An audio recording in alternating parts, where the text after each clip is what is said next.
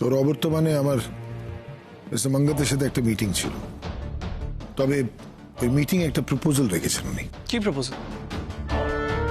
Mister মঙ্গত বলেছেন যে আমরা আলিয়াকে অকশনে কিনে নিই এবং আমাদের টিমের ক্যাপ্টেন আলিয়া হবে।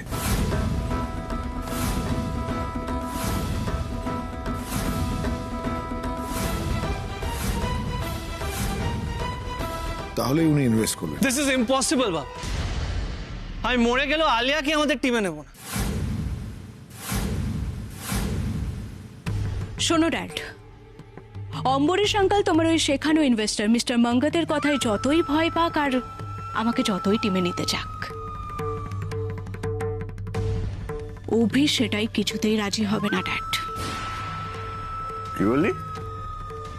অভি রাজি হবে না?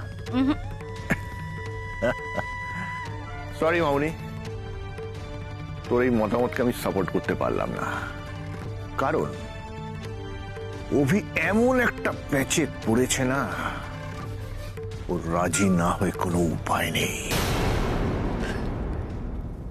তুমি কি অভিকে চেনো ড্যাড? অভি কিন্তু কোনো কিছুর সামনেই মাথা নিচু করে না, তাতে ওর মাথা কাটা গেলে ও তাই সয়ে নেয়। শিওর? Yes, 100% sure. দেখো, আমি অভিকে তোমাদের থেকে একটু হলেও বেশি চিনি, এটা তো মানো।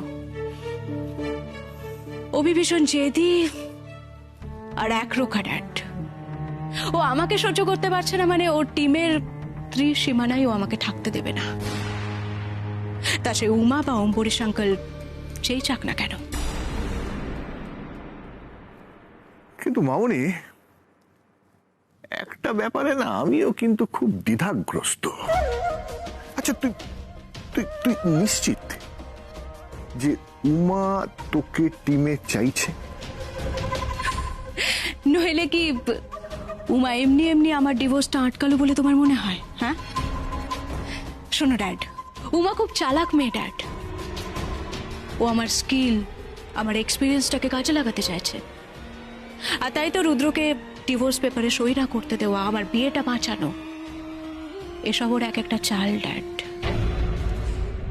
যাতে ও আমাকে এটা বোঝাতে পারে যে ও আমার ভালো চায়, আর ওর ভালো চাওয়ার জন্য আমি যাতে ওর প্রতি কৃতজ্ঞ থাকি, যাতে ওদের টিমকে জেতানোর জন্য আমি দুর্দান্ত পারফর্ম করি। আপনি বুঝতে পারছেন না, এই মুহূর্তে আমাদের টিমে আলিয়াকে দরকার। ওর মতো একজন সিনিয়র প্লেয়ারকে আমাদের দরকার।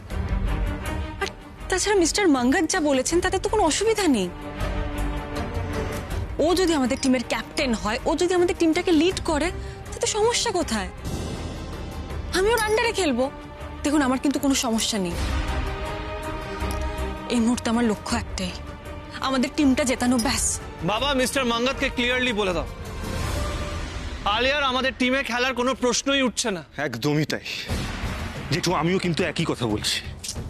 আলিয়া যা যা করেছে আমাদের বাড়ির প্রত্যেকের সাথে, তারপরে কি ওকে আদৌ বিশ্বাস করা যায়? যায় না। আমি বলছি যে আলিয়াকে আমাদের টিমে নেওয়া হলো, তারপরে ও ব্যাকস্টেপ করলো, মানে ইচ্ছে করে খারাপ পারফর্ম করলো যাতে আমাদের টিম হেরে যায়, তখন কি হবে? আর যেহেতু তুমি যদি ওকে কিনে নাও, তাহলে তো হুট করে বাদ দিতে পারবে না। এক্স্যাক্টলি বাবা, আলিয়া স্যাবোটাজ করবেই। অভিমন্যু বাবু, প্লিজ আপনি মাথাটা একটু ঠান্ডা করুন। রুদ্র বৌদি প্লিজ, এই সময় আমাদের মাথা গরম করার সময় নয়, এটা আমাদেরকে মাথা ঠান্ডা করে ভাবতে হবে। মিস্টার মঙ্গত কি বলেছেন আপনি তো নিজের কানে শুনলেন। বলেছেন আলিয়া যদি আমাদের টিমের ক্যাপ্টেন না হয়, তাহলে উনি ইনভেস্ট করবেন না। বুঝতে পারছো?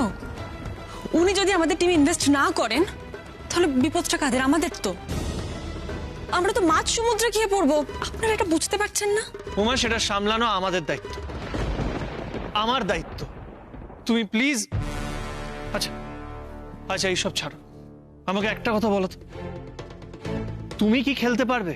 হ্যাঁ, আমি পারবো খেলতে। হুমা, আবেগে কথা বলো না, প্র্যাকটিক্যালি ভেবে কথাগুলো বলো। তোমার পা ভেঙে গেছে, কদিন পরে ম্যাচ আছে, তুমি কি আদৌ খেলতে পারবে? আমি তো বলছি আমি পারবো। ব্যাস, তাহলে হয়ে গেল। উমা তুমি শুধু নিজে ক্রিকেটে কনসেন্ট্রেট করো। দেখো উমা, এখন আমাদের পুরো পরিবার তোমার উপরে ডিপেন্ড করে আছে, তাই প্লিজ ক্রিকেট ছাড়া আর কিছু ভেবো না। আর হ্যাঁ, কে আমাদের টিমে খেলবে খেলবে না সেটা পুরোপুরি ম্যানেজমেন্টের ডিসিশন। ম্যানেজমেন্টের ডিসিশনে তুমি প্লিজ ইন্টারফেয়ার করো না। আচ্ছা অভি, এটা কি হচ্ছে?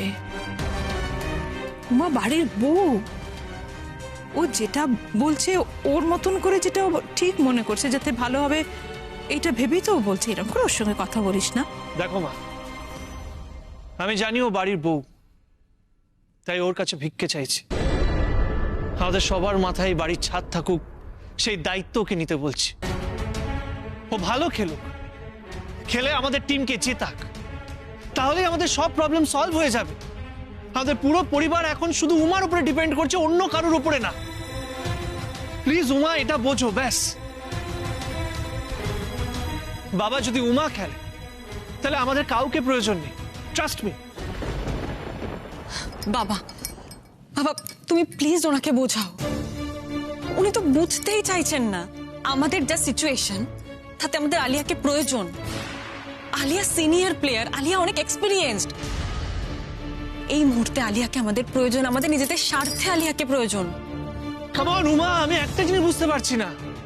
দুদিন আগে অবধি আমরা এই ডিসকাশন করেছিলাম যে নতুন কয়েকজন প্লেয়ার নিয়ে টিমটাকে গড়বো, তাহলে সাডেনলি আলিয়া কোথা থেকে আসছে? হ্যাঁ, আমি এখনো সেটাই বলছি, নতুন প্লেয়ার নিয়ে আমরা টিম তৈরি করব, কারণ এছাড়া আমাদের কাছে আর কোনো উপায় নেই। আমরা স্টার প্লেয়ার নিতে পারবো না। কিন্তু এইরকম পরিস্থিতিতেও, এরকম অর্থনৈতিক টানাপোড়েনের মধ্যে যদি আমরা আলিয়াকে পাই, তাহলে তো সেটা আমাদেরই লাভ।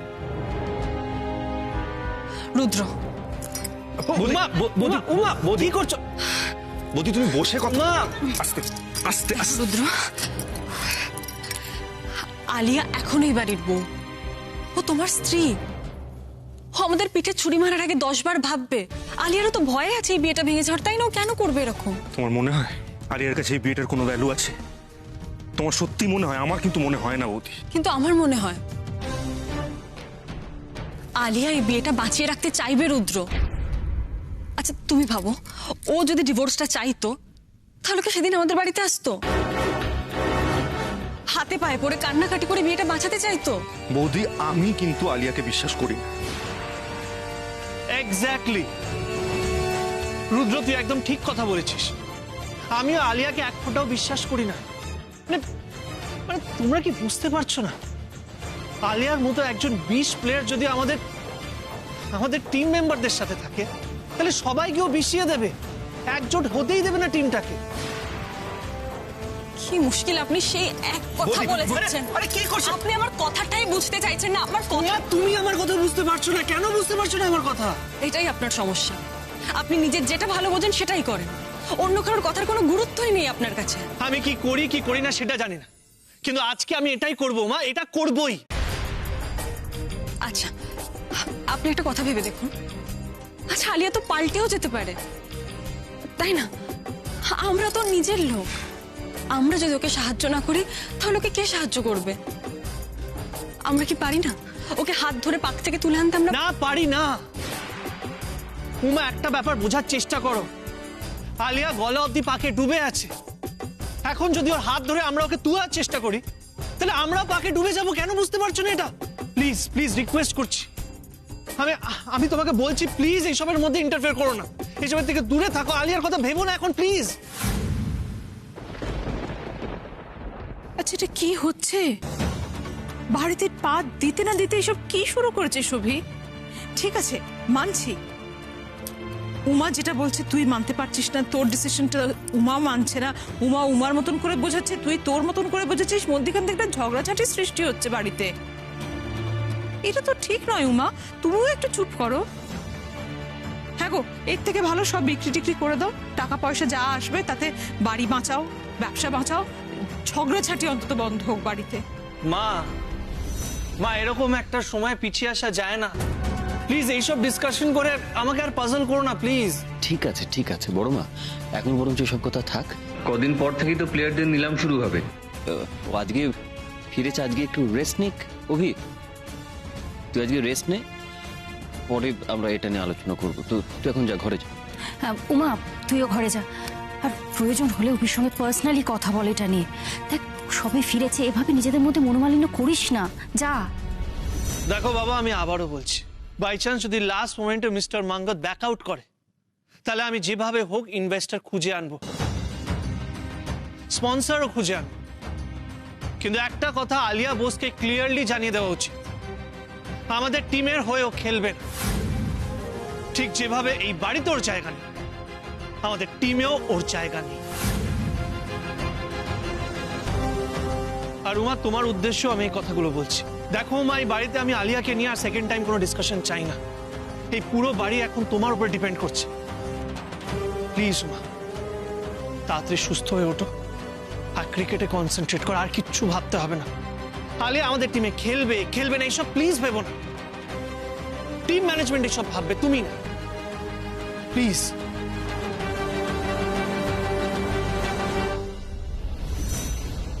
এনিওয়ে, এ তো নয় গেল উমার স্ট্র্যাটেজি, কিন্তু মাউনি তুই অভির সম্পর্কে যে প্রেডিক্টটা করছিস সেটাই যদি ঠিক হয়, তাহলে তো আমাদের অন্য কিছু ভাবতে হবে। আই মিন, ওদের টিমে তোকে ঢোকানোর জন্য তাহলে তো আমাদের অন্য কোনো স্ট্র্যাটেজি নিতে হবে, তাই না? না ড্যাড, সেরকম কিছুই করতে হবে না। দেখো, অভিকে শুধু বাধ্য করতে হবে, বাধ্য করতে হবে যাতে অভি আমাকে ওর টিমে নেয়। আমি যদি ওদের টিমের হয়ে না খেলি, তাহলে ওদের টিমের আমি কোনো অস্তিত্বই রাখবো না। হয় আলিয়া বোস ওদের টিমের হয়ে খেলবে, নয় অভির টিম ডুববে, আচার্য পরিবার ডুববে ড্যাড। আমি ওদের পরিবারকে রাস্তায় দাঁড় করাবো, মিলিয়ে নিও তুমি।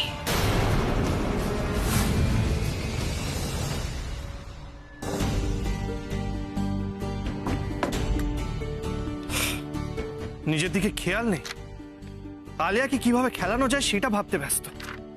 ওর এই স্বভাবটাই আমার একদম ভালো লাগে না, সবসময় অন্যকে প্রায়োরিটি দেওয়া। এবার ওকে বন্ধ করতে হবে। তা না হলে কি হবে? আরে আগে খাবারটা খেয়ে নিন।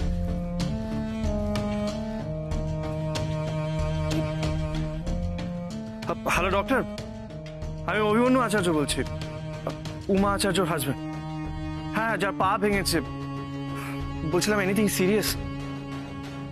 ওকে ওকে ওকে, বুঝলাম। হ্যাঁ আচ্ছা, বলছিলাম আপনি ওর প্লাস্টারটা কবে কাটবেন যদি একটু বলেন আমাকে। Okay, thank you so much. Uma, আমি তখন থেকে দেখছি তুমি এরকম অবস্থায় খাওয়াটা হাতে নিয়ে দাঁড়িয়ে আছো। মানে তুই কি প্রমাণ করতে চাইছো বলো তো? না না, বলো না, তুমি কি প্রমাণ করতে চাইছো? কদিন যদি একটু রেস্ট নাও তাহলে তাড়াতাড়ি ঠিক হয়ে উঠবে, এটা কি তুমি বুঝতে পারছো না? মানে উমা, তুমি না। আচ্ছা, খাবারটা খেয়ে নিন। আমি এখন খেতে চাই না উমা, প্লিজ। আরে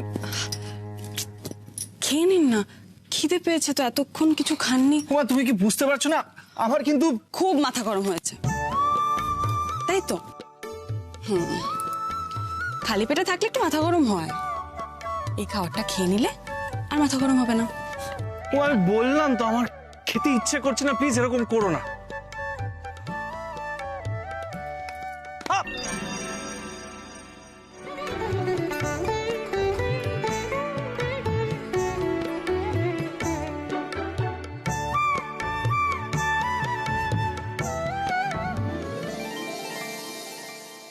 তুই ভালোভাবেই জানো মা, তুমি হাসলে আমি রেগে থাকতে পারি না।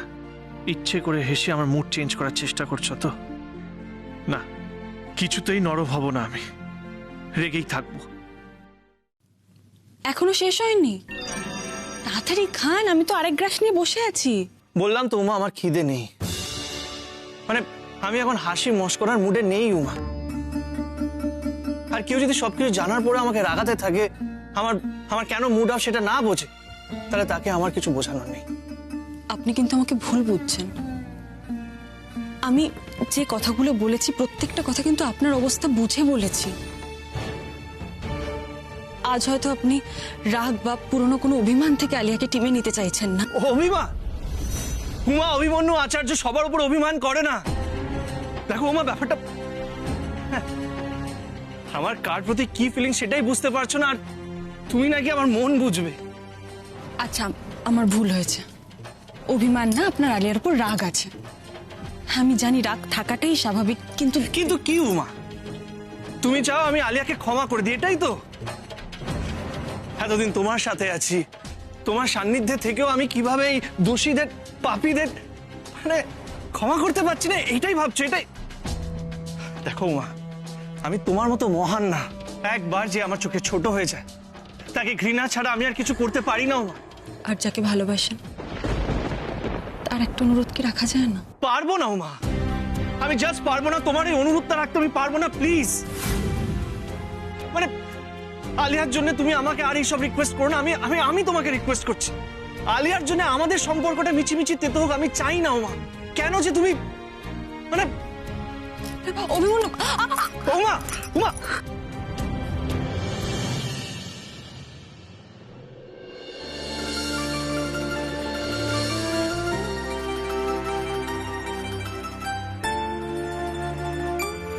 কেন এরকম করছো? ড্রয়িং রুমেও দেখলাম তাড়াহুড়ো করতে গিয়ে পড়ে যাচ্ছিলে। তুমি কি ভুলে যাচ্ছ মা, তোমার পা ভেঙে গেছে, তোমার এখন রেস্ট নেওয়া উচিত। মানে নিজের একটু খেয়াল রাখতে পারছো না কেন?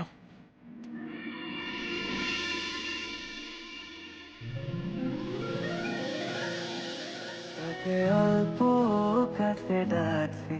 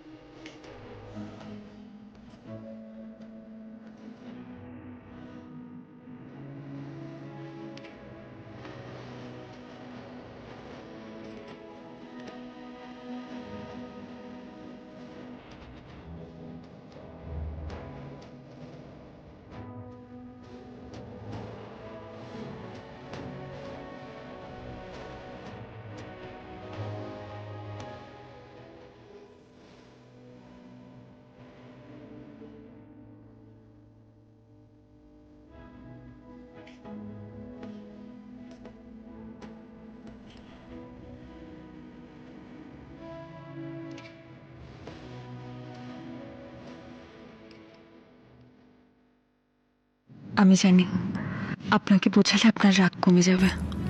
আপনি আমাদের দলে আলিয়ার প্রয়োজনটা বুঝবেন, তারপর আপনি নিজেই পারমিশন দেবেন আলিয়াকে আমাদের টিমে খেলার।